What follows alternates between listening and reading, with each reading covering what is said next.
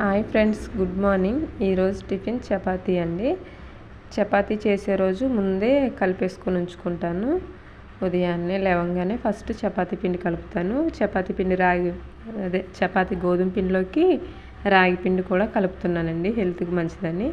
Salt వేసాను. ఇప్పుడైతే కలిపేస్తాను. కలిపేసి అలా ఉంచుతాను ఒక 10 మినిట్స్. ఆలోపు బయట పని చూసుకొని వస్తాను. బయట పని అంటే బ్రష్ చేసేసి బయట ఎదర సందు ఊకేసి వస్తాను. వచ్చి చపాతీ పిండి కలిపేసానండి. కలపటం అయితే కంప్లీట్ అయిపోయింది. చూసారా, నొక్కితే చొట్టబడుతుంది. అలా కలుపుకుంటే చపాతీలు మంచిగా వస్తాయి. ఈరోజు ఈలోపు బయటకు వెళ్ళి బ్రష్ చేసి వచ్చేస్తాను. అక్కడే ఉన్నాయి, ఉదయాన్నే కదా. అయిపోయిందండి, బ్రష్ చేసి వచ్చాను. టిఫిన్ పని అయితే స్టార్ట్ చేశాను. మా వారు దూరం వెళ్ళాలట. ఫస్ట్ నాకైతే వేసే, నేను చాలా దూరం వెళ్ళాలంటే ఫస్ట్ మా వారికి వేసి ఇచ్చేస్తున్నాను. మేము తర్వాత వేసుకొని తింటామండి. ఎగ్ ఫ్రై చేస్తున్నాను. ఒకటే ఎగ్ ఉంది, ఒక ఎగ్తోనే వేసి సరిపెట్టేస్తాను. మా చిన్నోడైతే ఎక్కువ ఎగ్ ఫ్రై కన్నా పాలల్లో వేసుకొని తింటాడు. Egg fry ఇష్టపడ్డు.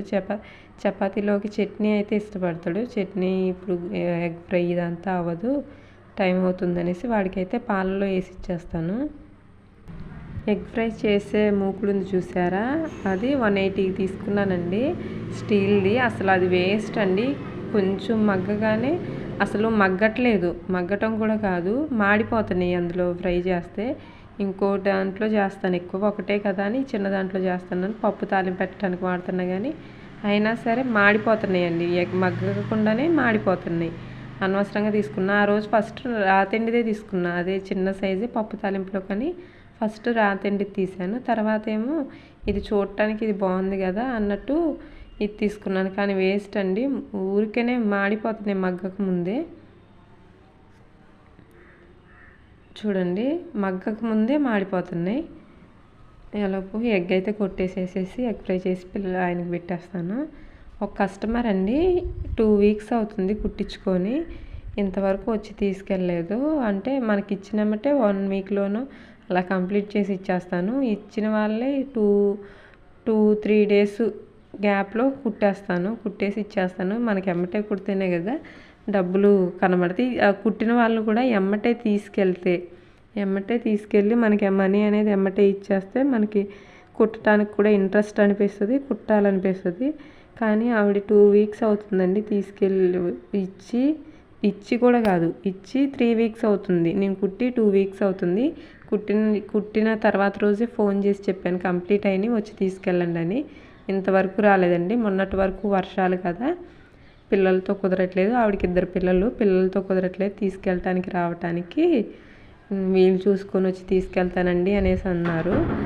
తీసుకెళ్ళలేదు. నిన్నైతే ఫోన్ చేసి, కస్టమర్ మీరు బ్లౌజులు ఇంకా తీసుకెళ్ళలేదు ఏంటి, వస్తానన్నారుగా రాలేదు అనేసి అంటే, పిల్లలకి హెల్త్ బాగాలేదు, నాకు కూడా హెల్త్ బాగాలేదు, క్లియర్ అయ్యాక వస్తాననేసి అన్నారండి. అయితే కస్టమర్ మనం కుట్టినమ్మటే తీసుకెళ్ళి మనీ ఎమ్మటే ఇచ్చేస్తే మనకి కుట్టినందుకు సాటిస్ఫాక్షన్గా ఉంటుంది. ఇలా లేట్ పడుతుంటే కుట్టాలన్న ఇంట్రెస్ట్ కూడా అనిపించదండి. ఇంకోసారి ఇచ్చిన ఎలానో లేట్గానే వస్తున్నారు కదా అని నెగ్లెక్ట్ చేస్తాం. కుట్టినమ్మటే తీసుకెళ్ళి కుట్టినమ్మటే అమౌంట్ అనేది ఇచ్చేస్తే ఫాస్ట్గా కుట్టాలనిపిస్తుంది. ఎమ్మటే ఇచ్చేస్తున్నారు, తీసుకెళ్తున్నారు కదా అని. మా వారికి అయితే టిఫిన్ పెట్టేశానండి. టీ పెడుతున్నాం. ఈ పొయ్యి ఏంటో కానీ ఒక్కటే మండుతుంది. ఉదయం పూట చాలా ఇబ్బంది అయిపోతుందండి, ఒక పొయ్యి మీదే వండాల్సి వస్తుంది. ఇది బర్నర్ పోయిందన్న చూపించినా సరే ఉపయోగం లేదండి, బర్నర్ పోయిందనేసి అన్నారు. బర్నర్ కూడా కొత్తది కొనిచ్చాం కానీ అయినా సరే మండట్లేదు. ఒక్కోసారి అయితే ఆగిపోతుంది. ఏంటి, మనం సిమ్లో పెట్టాము, పాలు పొంగుతున్నాయి అనుకోండి, ఊదితే పొయ్యి మంట కూడా ఆగిపోతుంది. మండుతుంది కదా అనుకుంటాం కానీ అది అసలు ఆన్ అవ్వట్లేదు, మండట్లేదు. ఏంటో స్మెల్ వస్తుందని చూస్తే ఆఫ్ అయిపోయి ఉంటుంది. నిన్న అలానే అయ్యిందండి. పాలు పెట్టి పొంగుతున్నాయి కదా అని ఊదితే మొత్తం పొయ్యి ఆగిపోయింది, గ్యాస్ మొత్తం లీక్ అయిపోతుంది, స్మెల్ వస్తుంది ఏంటా అని చూస్తే ఎక్కడ మంట అయితే మండట్లేదు, గ్యాస్ ఏమో ఆన్లో ఉంది. ఇది చూడండి, అసలు ఆన్ అవ్వట్లేదు. ఇప్పుడు ఆఫ్ చేసినప్పుడు కూడా గుప్ అని కొడుతుంది. వేరే పొయ్యి అయితే మార్చాలి. ఒక 10 డేస్లో అయితే కొత్త పొయ్యి అయితే తీసుకోవాలి. ఇటువైపు పెట్టేసి టీ అటువైపు పెట్టానండి. ఇటువైపు పొయ్యి ఆఫ్ చేసేసి టిఫిన్ పని అయిపోయింది. బెండకాయ ఫ్రైకి అయితే ముందే కడిగేసి కోసేసి ఉంచుకున్నాను.